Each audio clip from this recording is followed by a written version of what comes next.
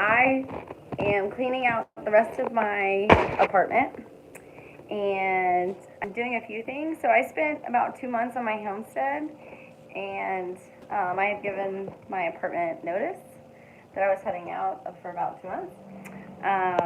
But in any case, that gave me a good amount of time to figure out what is most important and what things I absolutely do not need. So what I'm doing right now is I'm filling up a bunch of water jugs, freezing them, so that way I have really, really cold ice water when I get back to my homestead. I've also taken all the extra stuff and put it in jars like food products.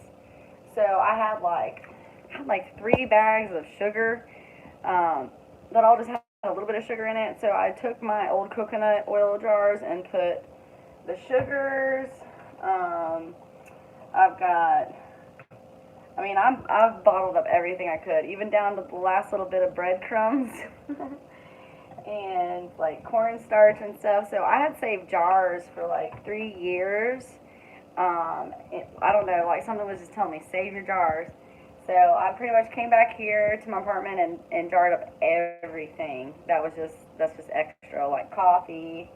I even had like a big jug of mouthwash that just had a bit in it, so I took it and I put it in a jar as well.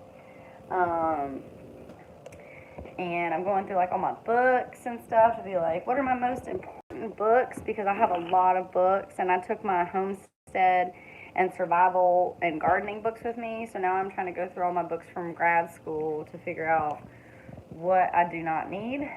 So just things like that. Emptying out all my old plants. Like I had a bunch of plants here, and they're all dead. So I am emptying them out and taking the flower pots with me. So that's just another like tip, is if you want to get a homestead and get land, maybe it's good to go out there for a few weeks or a couple months, test things out and figure out what is most important, what things you could need. I had packed up most of my apartment, but I came back to get the rest of the stuff before my time is up here in another week or so. Also, I got some bad news and some good news. I got really good news. A guy named Eric got me a whole bunch of stuff, like um, to power my new tiny house. I'm really, really excited about having power. So those things should have arrived, and I'll be able to pick them up in the next day or so. So thank you so much, Eric. I'm very, very excited for all the power stations and power-related supplies that I'm going to be getting. And then I got some bad news, is that I was thinking my car was fixed, but it's going to be like $4,000 to fix my car. It's still drivable, but so it was a very good day to get all this news saying that I got power stations and stuff to like help on the homestead. So that's really, really awesome. I can't say thank you enough to Eric. And everything else with the car, I mean, it'll fall into place, you know. Um, it's probably not a better time to have my car just like kind of have serious problems when I'm getting a homestead. So that'll give me motivation to like get everything set up and really be self-sustainable. And when I have been stuck, I just sit there and keep working and stay focused. So trying to think of like obstacles as a way of, like setbacks being stepping stones.